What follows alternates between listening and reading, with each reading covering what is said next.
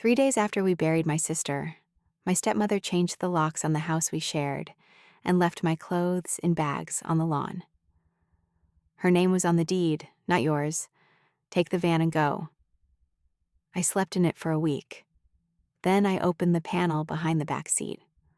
What was in there stopped my heart. By Friday, she was calling me. It was a Tuesday, 20 minutes to 5, and the lock on the front door of the house on Euclid Avenue was brass and brand new. You could still see the little curls of wood on the porch boards where somebody had run a drill. 6 contractor bags sat out on the grass. Not boxes. Black plastic bags. The kind you buy for drywall scrap. And it had rained around noon, so the bottoms had gone soft and dark in the lawn. The neighbor's sprinkler was running. It swung across the property line every 11 seconds and hit the third bag. And every 11 seconds, the plastic made a sound like somebody clearing their throat. Trevor stood in the doorway, with the van key hanging off one finger. He held it away from his body, the way you hold something that belongs to a dog. Peggy came out onto the porch with her coffee mug.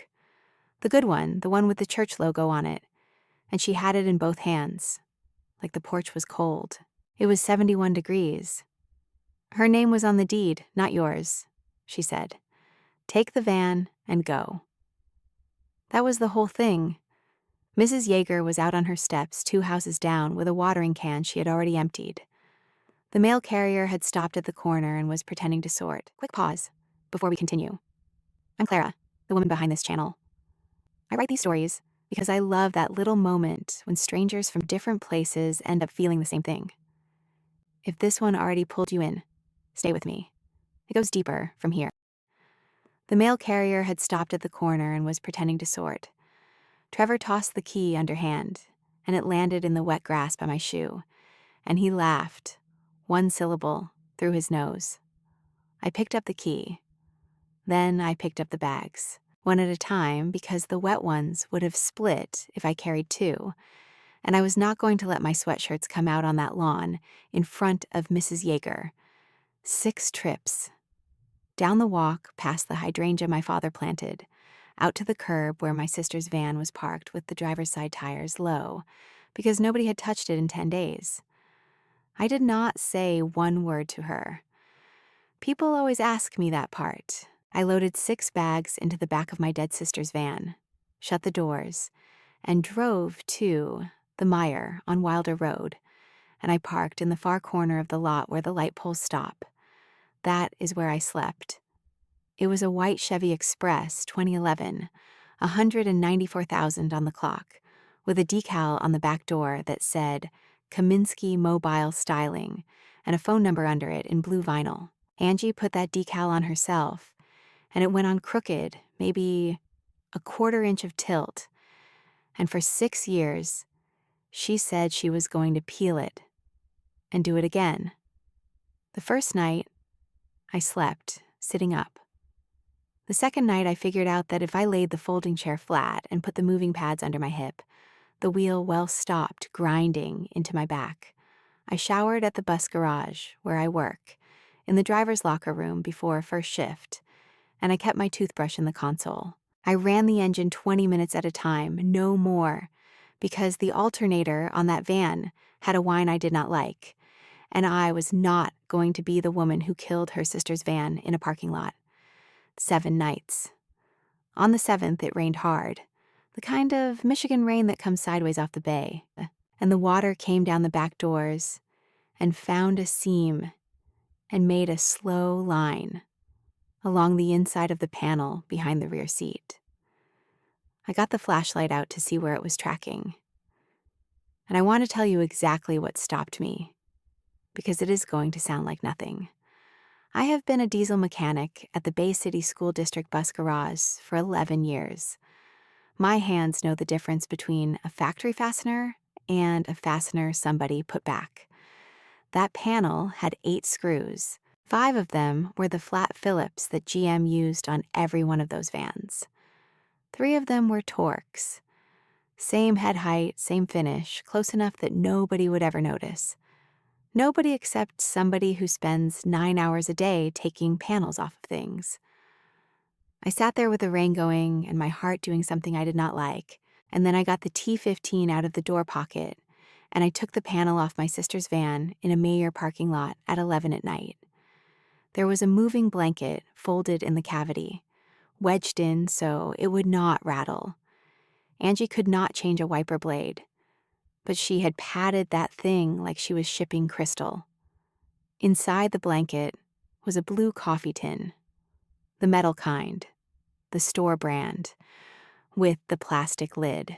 There was a strip of masking tape across it, and my sister's block printing on the tape, the same printing she used on the tip envelopes. Walter. This is the real one. Walter was my father. My father was cremated in March of 2023, and his urn, a walnut box with a brass plate on the front, had been sitting on Peggy's mantel in that house for 2.5 years, and I had dusted it myself. I did not open the tin. I sat on the wheel well with it in my lap and the rain coming down and the parking lot lights buzzing, and I held it the way you hold a cat that does not want to be held. It was heavy, heavier than a coffee tin. I could feel that something inside it shifted like sand, and then settled. 10 days before those bags hit the grass, we buried my sister. The funeral home is on Center Avenue, one of the old ones with the wide steps and the awning, and the director is a man named Gary Lenhart, who has been putting this town in the ground for 30 years. On the Monday, Peggy sat in his office in a navy blazer with her purse in her lap and told him what the family wanted. She said, "the family," 11 times. I counted because I was sitting 3 feet away and there was nothing else to do with my hands. Angie was 41. She had a headache on a Thursday, and she was gone by Saturday morning. And there is a word for what it was, and I have said it enough times now that it comes out flat. At the funeral home, Peggy decided the cars. She said it like a woman doing seating at a wedding. The family car will be me and Trevor's kids. Then she looked at me and did a small motion with her hand, sort of a wave over a plate. "You can ride with the Fourniers." My Aunt Vicky was standing right there. Vicky Fournier is my father's sister, 65, and she has known me since the day I was born, and she looked at the carpet. So I rode to Elmwood in the third car. The service at the grave lasted 22 minutes. I know because I looked at my phone when the priest started, and I looked again when the man from the funeral home began stacking chairs.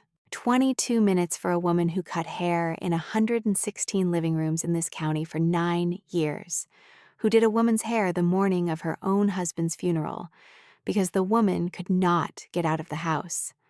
Nobody from the route was there. Not one. The obituary ran in the paper Wednesday. Peggy wrote it. It said Angela Kaminsky was survived by her mother, Peggy Kaminsky, of Bay City. Peggy is not our mother. Peggy married our father in 1999 when I was 11, and Angie was 16, 6 months after our mom died, and she moved into the house on Euclid and put our mother's dishes in the basement in a milk crate. The obituary did not say the word sister anywhere in it. It did not mention the van or the chair or the route or the 116 names. It said she enjoyed helping others. The first thing Peggy ever said about me, at the kitchen table to her friend Marcia, with me standing in the doorway holding a cereal bowl, was that Angie was the pretty one, and I was the one who stays. I was 11. I did not know she meant it as a job description. Angie and I shared the back bedroom for 25 years. She had the window side. In the winter of 2019, when our father's legs went, and he needed somebody at night, Peggy went to her cousin's in Port Charlotte for 11 weeks, and Angie and I split it. Her 4 nights, me 3, and I learned to change a grown man's sheets without waking him up. Peggy came back in March with a tan and a sun catcher for the kitchen window. So on the Wednesday after I found the tin, I drove to Elmwood on my lunch break. The cemetery office is a little brick building off Salzburg Avenue, with a window like a bank teller's, and there is a woman named Dolores behind it, who has worked there since I was in high school. I did not have a plan. I want that clear. I had a coffee tin in a milk crate under the passenger seat, and I had a question sitting in my chest since 11 o'clock the night before, and I heard myself ask it out loud through the little half moon in the glass. Can you tell me how many graves are in the Kaminsky lot in Section H, and how many are still open? Dolores looked at me over her glasses. Honey, she said, did somebody not tell you? I drove back to the garage and did a brake job on a 2014 Bluebird and did not think about it. Or I thought about it every second. I honestly cannot tell you which. Friday morning, my phone started at 6:12. By 8 o'clock, there were 9 calls from the house on Euclid Avenue and 1 voicemail. 4 seconds of breathing, and then Peggy's voice, and it did not sound like the porch. Where is he? I did not call her back. I stood in Bay 3 at the garage with a flashlight in my back pocket and played that voicemail twice with the phone against my ear, and both times the 4 seconds of breathing were worse than the 2 words. Chuck Mikulski, my supervisor, came around the front of the bus with a clipboard and looked at my face and did not ask. Chuck is 59. He has been at that garage since before they went to the yellow paint, and the most emotional thing I have ever seen him do is take his hat off in the parking lot when a driver retired.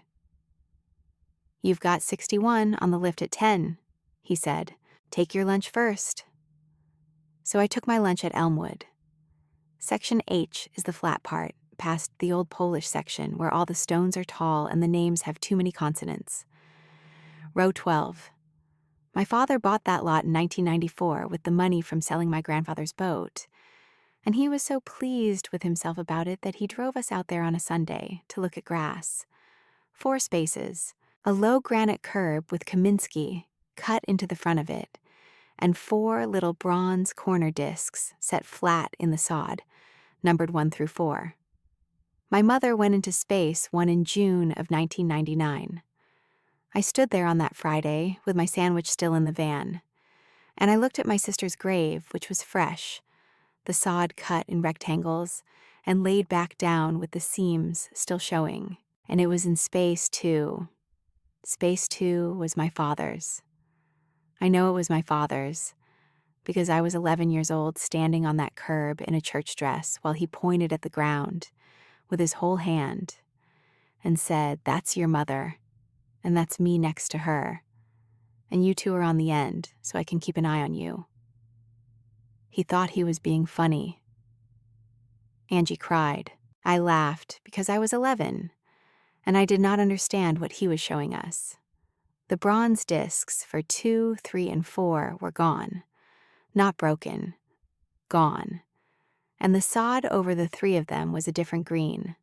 The flat blue-green of plugs that came off a pallet. So somebody had lifted those discs and patched the holes long enough ago for the grass to take. I went to the little brick office off Salzburg, and I stood at the half-moon window, and Dolores did not make me ask twice. She brought out the map book, the real one, the big flat one with the plastic sleeves, and she turned it around on the counter so I could read it upside down like a person signing for a package. Section H, row 12, she said. Rights on spaces 2, 3, and 4 were released back to the association in August of last year. Space 1 and the interment last week. That's all that's left in that name. Released, I said. Sold back, she said. We buy them back at half. That's a standard thing, honey. People move away, people change their mind. She looked at me for a second, and then she said the part she did not have to say. Your sister sat in that chair right there last summer and asked me the exact same thing you're asking me. That is when I remembered the fold. That night I parked at the far end of the Meijer lot again, and I took the moving blanket out of the cavity and opened it flat on the floor of the van And there, folded into quarters and pressed under where the tin had been sitting, was one page, yellow, a carbon copy, the soft kind, with the ballpoint pressure showing through from the front. Transfer and release of interment rights. Elmwood Cemetery Association, Bay City, Michigan. 3 spaces, section H, row 12. $2,850. Dated the 11th of August, and signed in the box at the bottom in the small, tight cursive I had seen on 26 years of birthday cards signed Love Peggy, 11 months before my sister died. She sold my mother's family out from under the grass, and she left exactly one space open. And when Angie died, she put Angie in it and stood at the top of the row in navy and let 200 people watch her be a mother. And my father, who paid for the ground with his own father's boat, has been sitting on her mantel in a walnut box for 2.5 years, with a brass plate on the front. Except he has not. I sat in the back of that van with the yellow page in one hand and a blue coffee tin against my knee. And I did not open it because there are things you can know and things you can prove. And I did not want to be the woman who spilled her father on the floor of a Meijer parking lot. I called my Aunt Vicky at 9 that night. I had the yellow page on my knee, and I read it to her, line by line, the section and the row and the 2850 and the date. Vicky Fournier is my father's sister. She was in the 3rd car with me. She held my hand at the grave. Well, she said. There was a television on behind her, and she did not turn it down. That land is all in Peggy's name anyway, isn't it? It isn't land, Aunt Vicky. It's where they're going to put people. I know what it is. A long breath through her nose. Honey, I'm not going to get into it with her. Not now. She just lost a daughter. She didn't lose a daughter. You know what I mean. I sat there in the dark, listening to a laugh track in my aunt's living room. Did you know Dad's box has screws in the bottom? I said. She hung up. Not angry. She said she had to let the dog out. And then she hung up. And she did not call me back that week or the week after. Saturday night, somebody knocked on the glass. I had the back doors cracked for air, and I heard the tires first, and then 3 knuckles on the driver's window, and Trevor's face was there, in the lot light, with his hood up. I rolled it down 4 inches. Hey, he said. He was chewing something. Mom wants the coffee can. There are moments where the floor moves under you and your face is not allowed to. He did not say the tin or the box or the container from the back panel. He said the coffee can, the way you say a thing you have heard said in a kitchen more than once. What coffee can? I said. Don't do that. He put his hand flat on the roof of my sister's van. She's not mad. She just wants it back. She said you'd have it. She said I'd have it. She said Angie had it. He shrugged. Same thing now, right?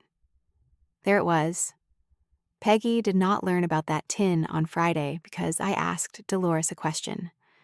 Peggy had been looking for that tin since March of 2023. She had been in that house every day for 3 years, knowing something was wrong on her own mantel, and she had said nothing, because saying it out loud would have meant saying what she did. She changed the locks on Tuesday and put my clothes on the lawn, and she gave me the van. She gave me the van because she had already searched the house. I'm going to sleep now, I said, and I rolled the window up. Trevor stood there for a second, and then he hit the roof once with the flat of his hand, hard enough that it boomed, and walked back to his truck. I did not sleep. I sat up against the wheel well until the sky went gray behind the garden center, and around 6 I drove to the garage and let myself in with my fob and washed my face in the driver's locker room. Chuck found me at 7 with 2 coffees, which is not a thing he does. Where are you staying? He said. I told him a friend's, And he nodded and drank his coffee and looked out at the yard for a while, at 41 buses lined up, nose out, and then he said, "You know the gate code." "Chuck, there's cameras on the yard and there's a light by the wash bay." He was still looking at the buses. "Nobody's going to knock on your window inside a fence. Park it by the fuel island, out of the turn." That is the whole thing he said. He never brought it up again, not once. And for 9 nights, I slept inside a chain-link fence in a lot with 41 school buses and 1 white van. And it was the first sleep I had gotten since the sod went down. Sunday, I went to Mass at St. Stanislaus because I did not know what else to do with myself at 10 in the morning. And I sat in the back, and I left before the line for the aisle formed because I was not ready to be looked at. In the vestibule, there is a wooden rack for the bulletins, and next to it a cork board with the fish fry flyers and the prayer chain sign up. There was a half sheet on the cork board, pale blue, 4 thumbtacks, printed in the parish office font. Headstone dedication and interment, Angela M. Kaminsky, Elmwood Cemetery Section H, Sunday the 21st, 1 p.m. All welcome. Light refreshments to follow at the hall. And under it, in italics, the line that made my hands go cold on the bulletin rack, arranged by her mother, Peggy Kaminsky. Interment. There was nothing left to inter. My sister was already in the ground. I had watched them stack the chairs. Unless the thing being put in the ground that afternoon, in front of the parish, under a stone with 3 names on it, was a walnut box. I stood in that vestibule and counted it out on the calendar in my head, twice, because the first time I did not believe the number. 14 days. My sister's phone was in the cup holder. It had been there since the day she went into the hospital dead as a stone, and I had been moving it back and forth every night to get to the console, and I never once plugged it in, because there is a kind of thing you do not do. Sunday afternoon, I plugged it in. It took 4 minutes to wake up, and when it did, it started, and it did not stop. 91 missed calls, 200 and something texts. The screen kept lighting up in my hand while I sat there in the fuel island lot with the buses in rows, and every name that came up was a woman's first name with a day of the week after it.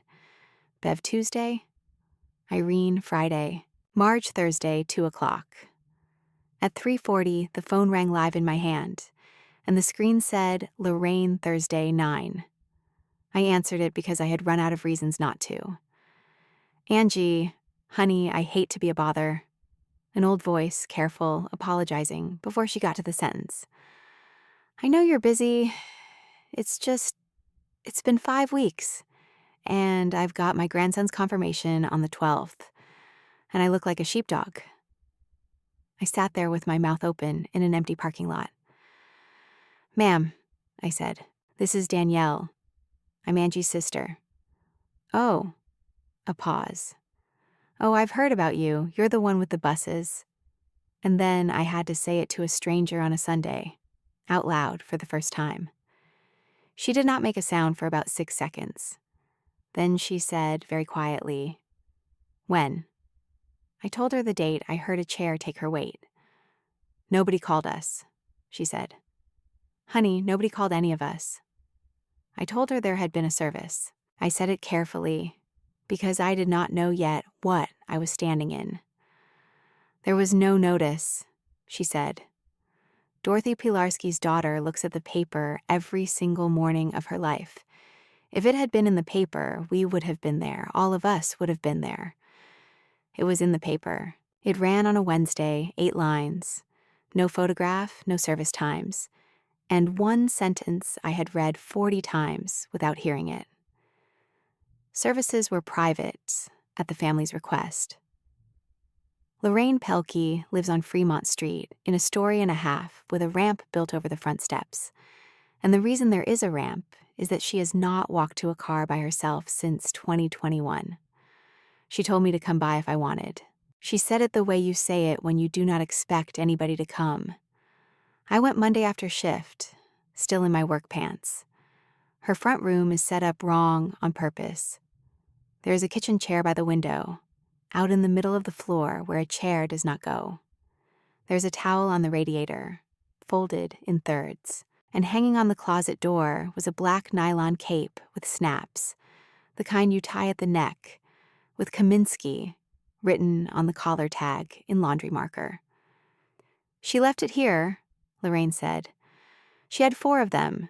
She said it saved her carrying.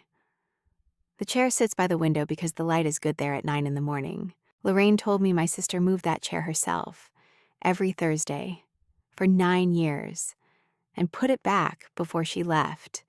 And if she was going to be late, she called from the road, so Lorraine would not sit there waiting in it. I got the notebook out of the van because of the cape.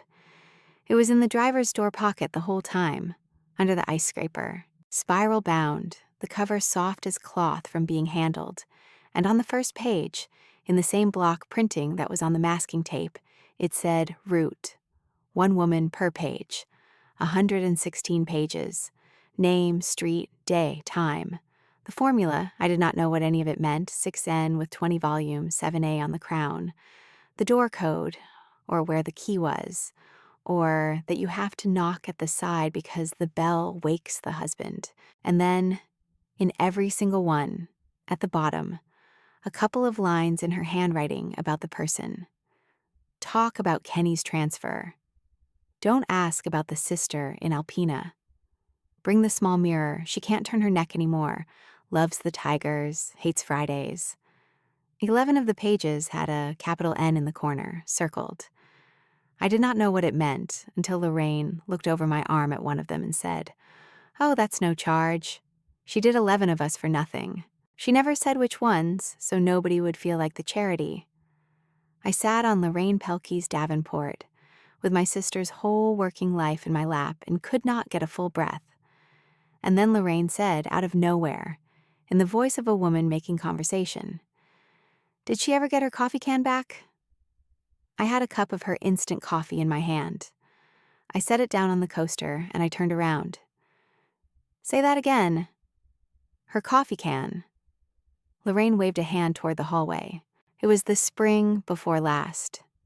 She came on a Thursday, and she was shaking so bad she could not get my rollers in, and I have never seen that girl shake.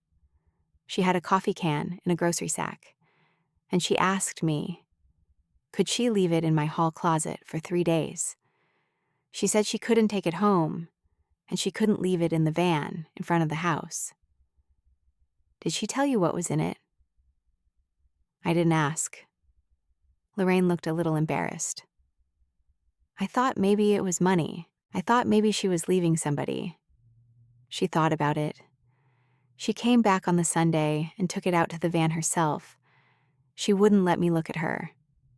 And then she sat down in my kitchen and cried for about a minute and stood up and did my hair.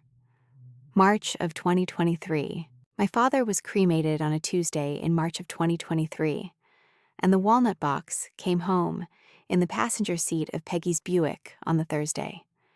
And Peggy put it on the mantel between the clock and a lamp and told the room, that's where he'd want to be. Thursday, I called out of work. I have not called out of work in 4 years. I told Chuck I needed a personal day, and he said one word, fine, and hung up. I ran my sister's Thursday. 11 houses. I do not cut hair. I cannot cut hair. And I told every single one of them that at the door, and not one of them cared. I set the chair by the window. I put the towel on the shoulder. I brought the small mirror in for the woman on Trumbull who cannot turn her neck. On Litchfield, there is a lady named Bev who is 91 and does not always know what year it is. And she called me Angela the whole hour. And I let her. And I combed her hair out and put a clip in it.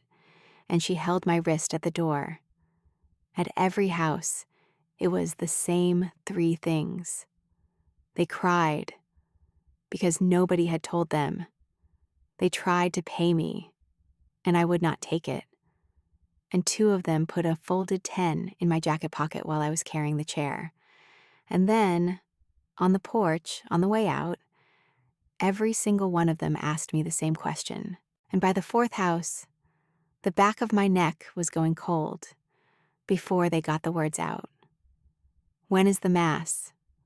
Because in this town at St. Stanislaus, when somebody dies, you go to the funeral, and then a month later, there is a memorial Mass, and the family stands in the vestibule, and you say her name to them, and they say thank you for coming, and that is how 60 women who cannot drive at night participate in a death.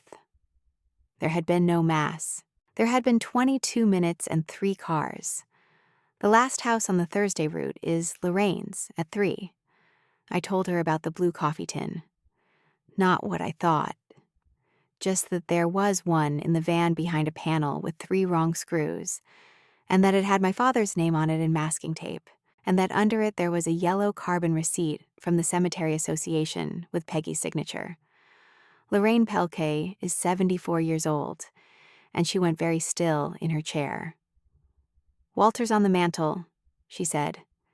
"Peggy had us all in there after the funeral in 23. Coffee and that ring cake from Krishak's. She stood right in front of it and told Marcia Bushy she talks to him every morning." "I know. Danielle." She leaned forward and put both hands flat on her knees. "Then who is in the box on her mantel?" I drove back to the yard and sat with the engine off until the sky went orange behind the fuel island. And at 4:52, I called the funeral home on Center Avenue. I got Gary Lenhart himself. I asked him one question.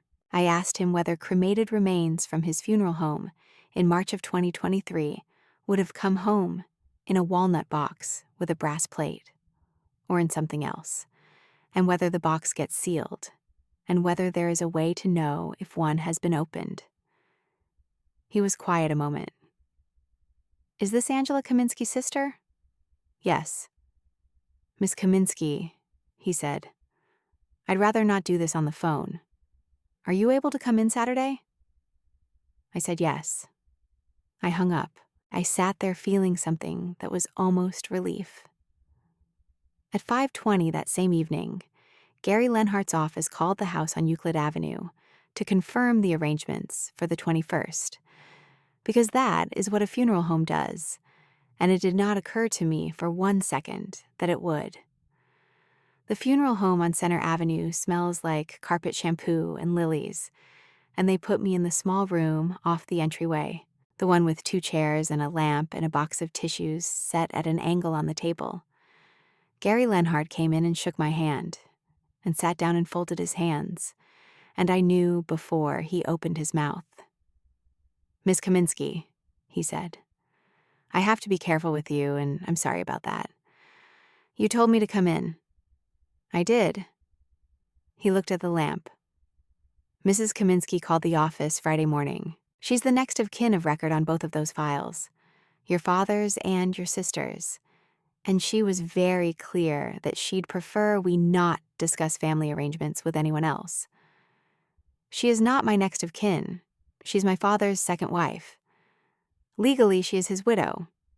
He said it gently, which was worse than if he had been smug about it. "I understand that's not the same thing as what you're asking me." I do understand that. I asked him 3 questions. He answered exactly 1.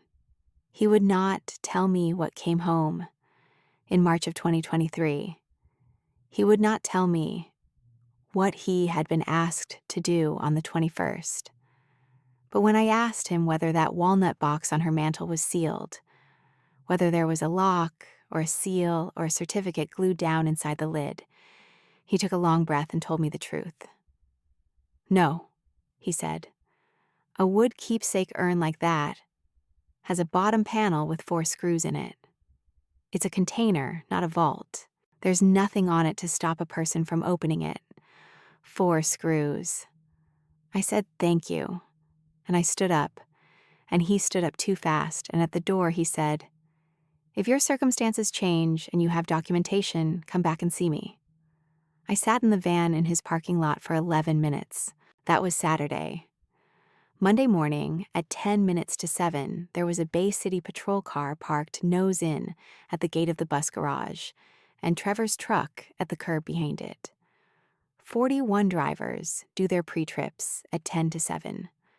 41 drivers have a clear view of the fuel island. The officer was maybe 30, and he was polite the whole time, which I have thought about a lot since. He asked me if I was Danielle Kaminsky and if the White Express was in my possession.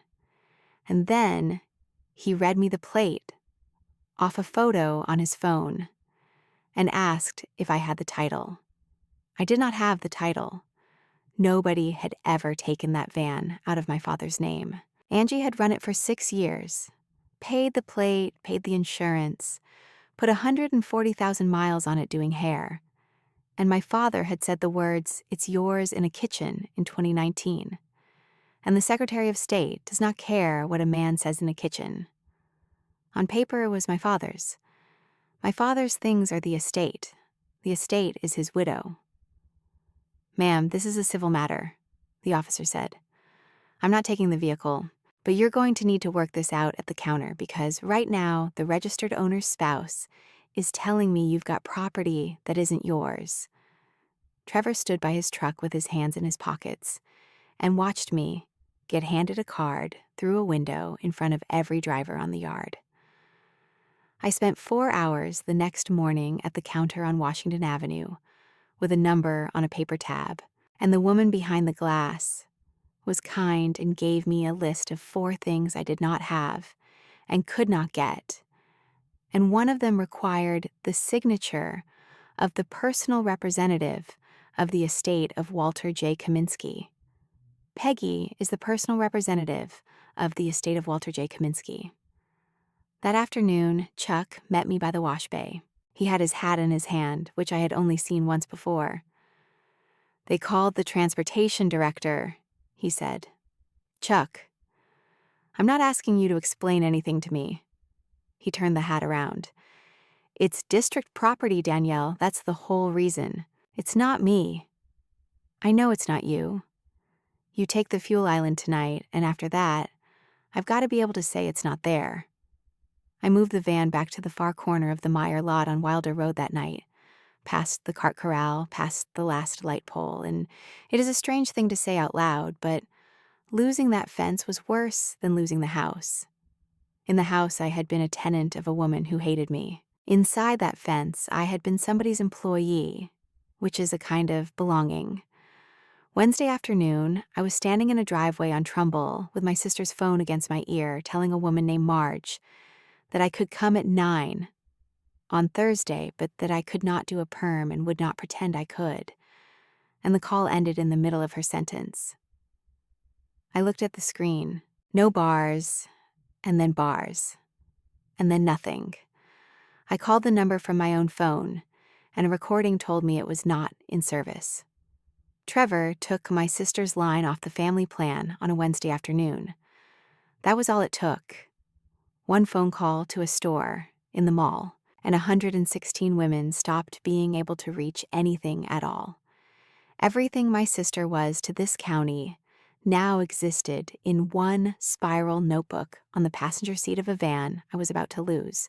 Thursday, I ran the route anyway, out of the notebook with my own number written on the back of Krzysiak's napkins. 2 doors did not open. The house on Glen Street has a storm door with a lace curtain in it, and I could see the shape of her behind it, and I stood there with the folding chair under my arm for a long time.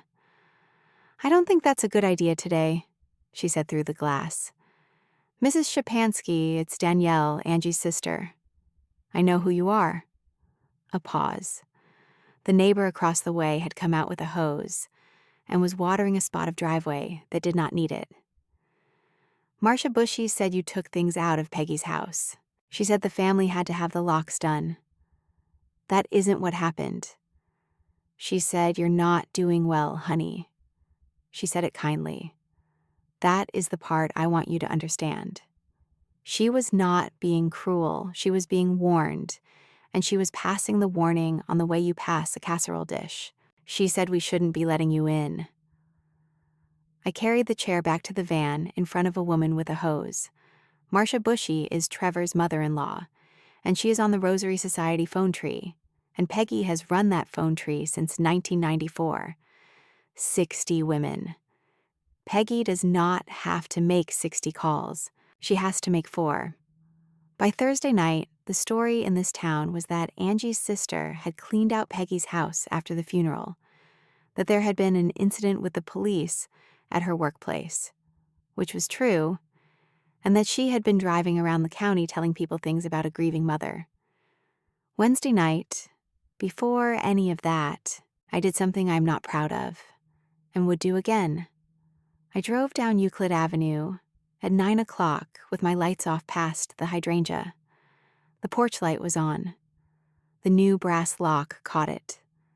And upstairs in the back bedroom, the window on the left, the one that was ours for 25 years, there was a light on and the blue flicker of a television, and Trevor's silhouette went across it once with a bowl in his hand.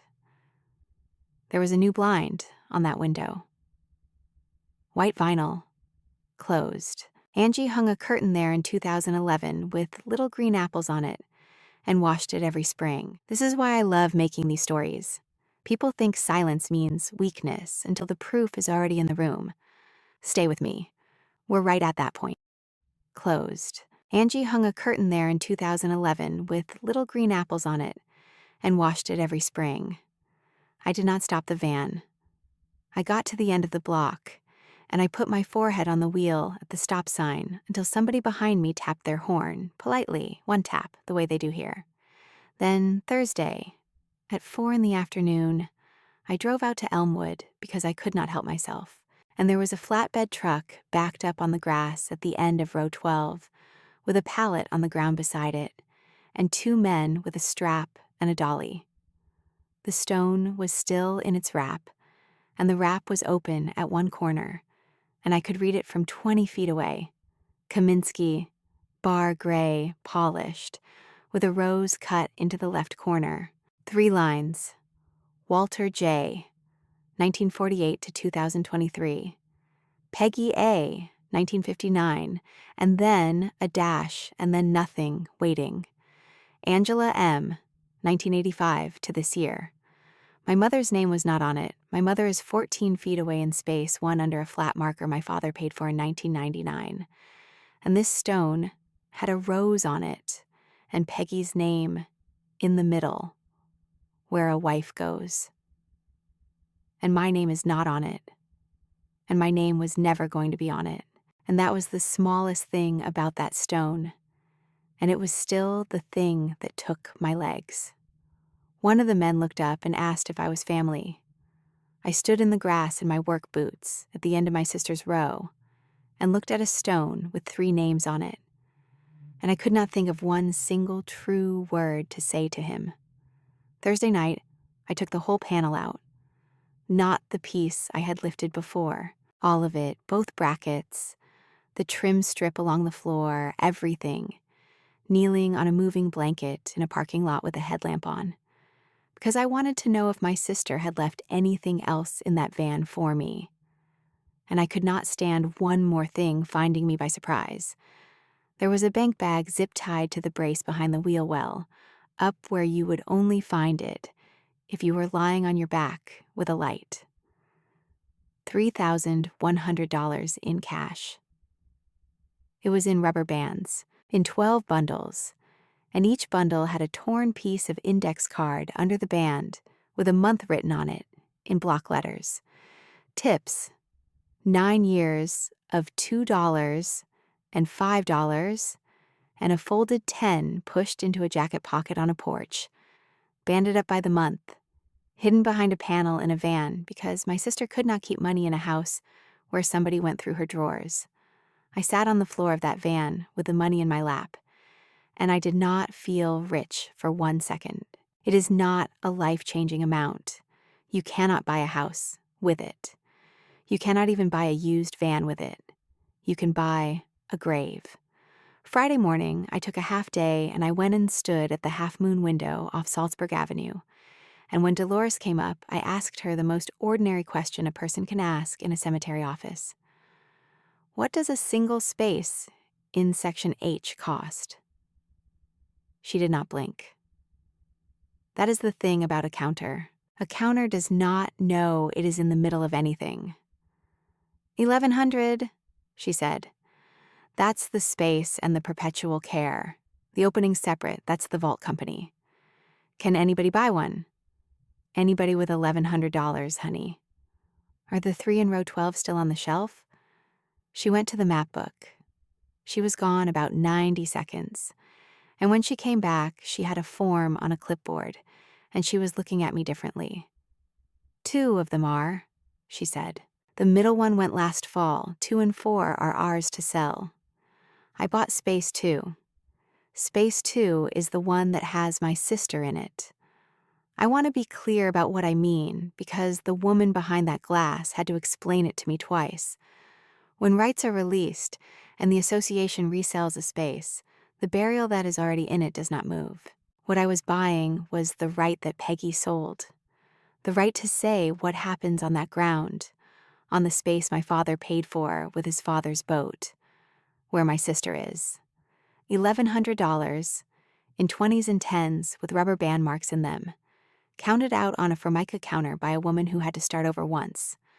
Dolores gave me a receipt with a carbon under it, and she turned the top copy around so I could check the spelling, and there it was in the box. Rights holder, Danielle M. Kaminsky. Then I bought space 4 with the rest, on a payment slip, $400 down and the balance in November, and I walked out into a parking lot in Bay City, Michigan, with $2,000 of my sister's tip money gone, and my hands shaking so hard I had to sit in the van before I could put the key in. Saturday morning, I went to the parish office at St. Stanislaus. The woman in the office is named Judy, and she has the schedule book that everybody in that parish has looked at over her shoulder since about 1990. I asked her one thing. I asked her when Angela Kaminsky's memorial mass was. She ran her finger down the page. She turned to the next month. She turned back. There isn't one scheduled, hun. Is one going to be? I'd have it here, if it was. She looked up. The hall's booked on the 21st for the reception after the dedication. That's all I've got. So there was a private funeral, I said. And there's a party at the hall, and there's never been a mass. Judy did not answer that. She did not have to. She wrote something on a sticky note and did not show me what it was, and I have wondered ever since.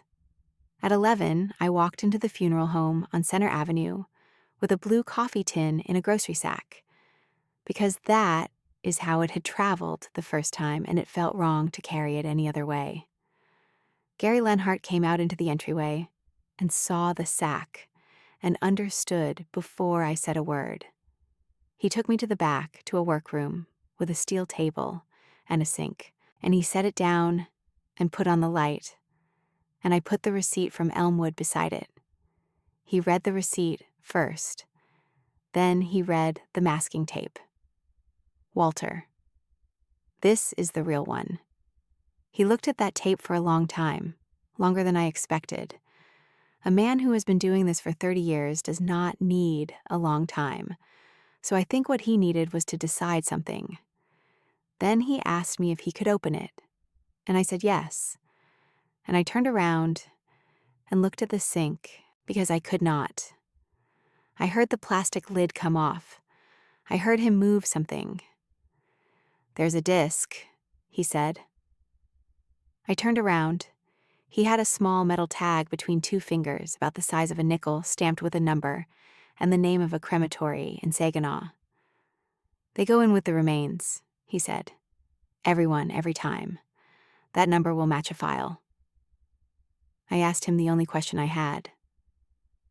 Will you put my father in the ground on Sunday? He put the lid back on. He wiped his hands on a towel he did not need to wipe them on. Interment requires the authorization of the holder of the interment rights for that space, he said, and he tapped the receipt with 2 fingers. "That is you. As of yesterday, that is you, and nobody else." "Then I'm authorizing it. You understand what's on that schedule for 1 o'clock Sunday?" "I do." He was quiet for a second. Then he said, "I have a vault at the shop and I can be there at noon. I'll bring the authorization forms and the file number, and I'll verify the disc with the crematory Monday morning. And if it doesn't match, I will tell you and the association in writing." "And if it matches?" "Then a man gets buried in the grave he bought," Gary Lenhart said. "And I have wanted to be able to say that about this family for 2.5 years." I did not ask him what he meant. I have thought about it 100 times, and I have never asked. Saturday night at 7, I called Lorraine Pelkey. I said 4 things, and I had them written on the back of the notebook because I did not trust my mouth. I told her there had never been a mass, and there was never going to be one.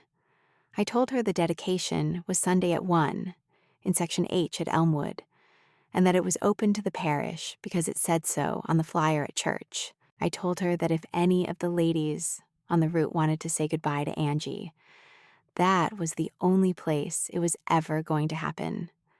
And I told her I would be there at noon with the van and the chair, and that anybody who could not stand for an hour should not stay home on my account, because I would bring chairs. Lorraine Pelkey said, "Give me a minute," and hung up on me. She made one phone call.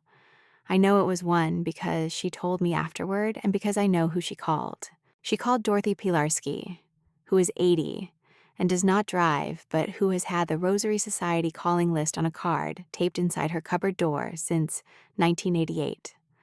The same list Peggy Kaminsky has been running through since 1994. Peggy built that tree. Peggy fed it for 30 years. Peggy used it 11 days ago to tell 60 women that I had cleaned out her house and was not well. It took that tree about 4 hours to turn over, because the question going down the line on Saturday night was not about me at all. It was 60 women who had had a woman come into their front rooms every week for 9 years, asking each other, in their own kitchens, how it was possible that there had been no mass. And when there is no mass, and no notice in the paper, and the family says private, women who have been going to funerals for 50 years know exactly what that means. My phone rang 11 times, between 8 and 10. Women I had met once on a porch. A woman I had never met at all who said her mother was on Wednesdays, and could she bring a folding table? At 10:40, a number I did not know left a voicemail that was just a man saying, "This is Ray Pilarski. I've got a van. I can get 4 of them out there. Tell me where to park."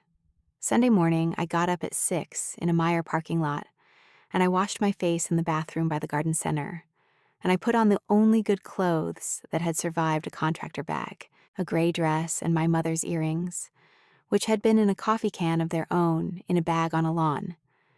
Then I did exactly what Peggy Kaminsky told me to do on that porch. I took the van, and I went.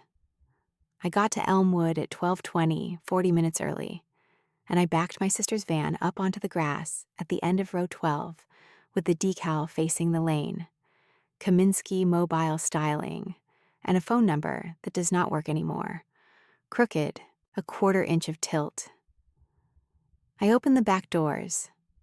I took out the folding chair, the one from the front room on Fremont Street, the one she carried into 116 houses, and I set it up on the grass at the foot of my sister's grave, with the black cape folded over the back of it.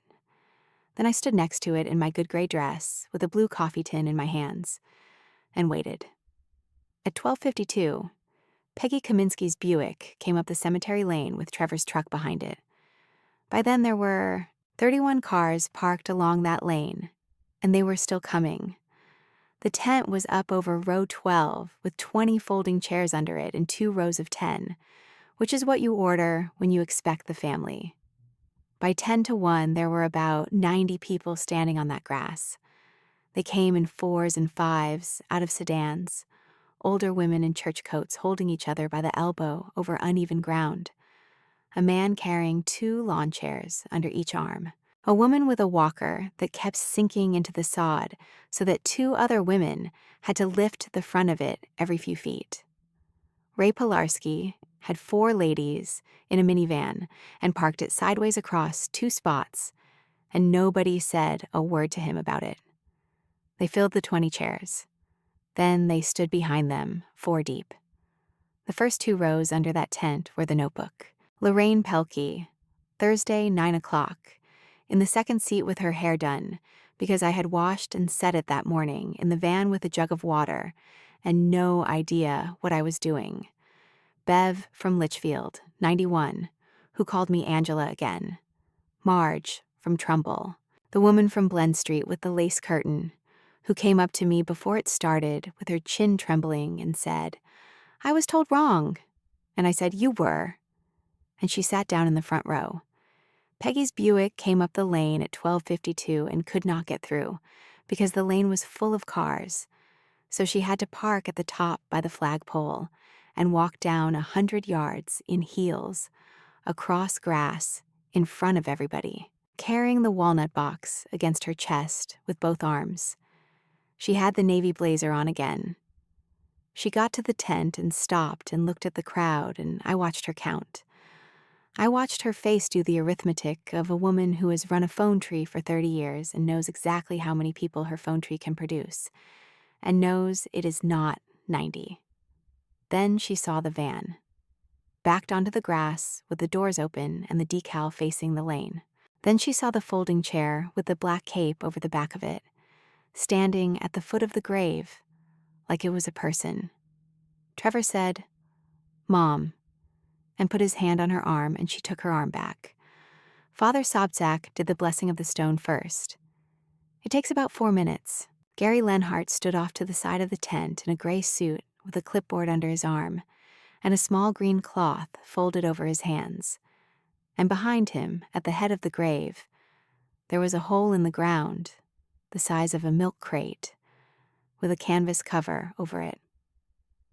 Peggy sat in the first chair with the urn on her knees and her purse hooked on her wrist. When the stone came uncovered, there was that sound a crowd makes, that low hum, and it was not the sound she wanted. 90 people were reading 3 names and 1 blank date, and about 60 of them had spent the night before on the telephone, and they were doing their own arithmetic. Then Father Sobczak said, "Before the interment, does the family wish to say anything?" That was my part. I did not have a speech. I want to be honest because I have heard people tell this story back to me with a speech in it. There was no speech. I walked out from beside the van, and I put the blue coffee tin on the little table next to the urn, the folding table they use for the holy water, so that they were sitting side by side. A walnut box with a brass plate, and a store-brand coffee can with a strip of masking tape on it. And I read the tape out loud, because it was the only thing I had to say and because my sister wrote it. "Walter, this is the real one." Nobody moved. The tent canvas snapped once in the wind off the bay. Then I gave Gary Lenhart 2 pieces of paper, the interment authorization with my signature on it, and the receipt from the Elmwood Cemetery Association dated 11 days earlier with my name in the box marked rights holder for Section H, row 12, space 2. He read them both the way a man reads something he already knows is in order, and he turned to Father Sobczak and said quietly, in a voice that still carried under a tent, "Father, the rights holder for this space is Miss Kaminsky, and she's authorized the interment of her father's cremated remains here today." Peggy stood up. "That's not his," she said. Her voice came out higher than she meant it to. "That is a coffee can. He is right here." She held the walnut box up with both hands, the way you hold up a cake. "Peggy," Lorraine Pelkey said. That is all she said. She said the woman's name from the second chair in the second row, And then she put her hand on the chair in front of her and stood up, 74 years old, on a bad hip, in a cemetery. Then Dorothy Pilarski stood up. Then Marge from Trumbull. Then the woman from Blen Street and Bev, who did not know why she was standing, and a woman I had never met in a green coat, and another, until I lost count of it somewhere around 11, and it stopped being something I could count and became a sound instead. 90 people getting up off folding chairs on grass. Not one of them said anything. That is the part that broke her. Peggy Kaminsky has been on the receiving end of a raised voice her whole life, and she knows what to do with one. She has no move at all for 60 women standing up without a word, in a place where you are not allowed to make a scene. "You have all been told a story," she said, and she was talking too fast now, "by a woman who was sleeping in a parking lot. The police were at her work. Ask her about the police." "I was sleeping in a parking lot," I said. "You put my clothes on the lawn. Because that house is mine. It is." I said it plain, and I meant it. And I think that is what finished it. The house is yours. Nobody here is asking you for the house. And then she did it herself, and I did not make her. And I have never once been sorry. And I have never once been happy about it either. She got down on one knee, on the grass in a navy blazer, and she turned that walnut box over on her lap, and she started working at the 4 screws in the bottom panel with her thumbnail, saying, "I will show you. I will show all of you." And Trevor said, "Mom, don't," and reached for it, and she pulled it away from him, and the panel came loose in her hand, and the box tipped. What came out onto the grass was gray, and it was fine, and it was wrong. Anybody who has ever cleaned out a wood stove knows the difference on sight. Cremated remains are coarse and pale and heavy. This was ash, soft, sooty, with 2 black flakes of something unburned in it, and it went up in the wind instead of falling. And in the middle of it, folded into a square, was a paper towel. She knelt there in it with her hands out, and the empty box on its side, and 90 people looked at a paper towel on the grass, and Father Sobczak closed his eyes. Trevor stepped back from his mother. I saw him do it. He took 2 steps backward, onto the lane, and he stood there with his hands at his sides, and he did not help her up. Lorraine did. Lorraine Pelkey and a woman named Judy from the parish office went and got Peggy Kaminsky up out of that ash under her arms, because they are that generation. And they walked her to the Buick, and neither of them said one word to her the entire way. At the car door, Peggy turned around and looked at me. There were 90 people between us, and she looked at me like there was nobody. "You don't know what he was like," she said. "I know what she was like," I said. "That's who we're standing on." Gary Lenhart put my father in the ground at 1:40 that afternoon, at the head of my sister's grave, in a small vault the size of a bread box, with 60-some women from a hairdressing route standing around a hole in the grass. Father Sobczak did the prayers for both of them, the ones he would have done at a mass, and when he was finished, he said Angela's name, and then he was quiet long enough for everybody to say it in their own heads. That was the mass. It happened in a cemetery, standing up because it was not going to happen anywhere else. Afterward, they would not leave. Somebody had brought a coffee urn in a trunk. Somebody had a card table. A woman I had never met unfolded a lawn chair beside my sister's folding chair and sat in it and told me a story about Angie fixing her bangs in a hospital parking ramp. And then another woman told one, and it went like that until almost 4 o'clock, 90 people in a cemetery telling each other about a woman none of their families had ever met. The hall was booked for refreshments at 2. Judy told me later that 4 people came. The crematory in Saginaw matched the disc number on the Tuesday, and Gary Lenhart mailed me the letter and sent a copy to the Cemetery Association, and I have it in a folder in a milk crate, and I have never taken it out to show anybody. Nothing happened to Peggy. I want to say that clearly because people always want the other ending. Nobody was arrested.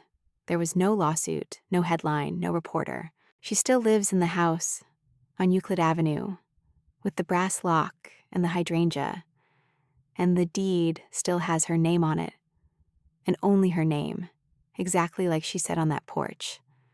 She lost the phone tree. That is all. She lost the 4 calls that turn into 60. She was not on the list for the fish fry in October. The Rosary Society changed the calling card in November, and her name came off the top of it after 31 years. There is a mass for my father and my sister every year in March now, and it was arranged by Dorothy Pilarski, and Peggy Kaminsky has not come to it.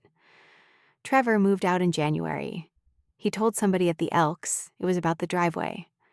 My Aunt Vicky came to find me in November, in the lot at the garage, with my father's toolbox in the back of her car. Craftsman, red, with his initials filed into the latch. She had been keeping it in her basement since 2023.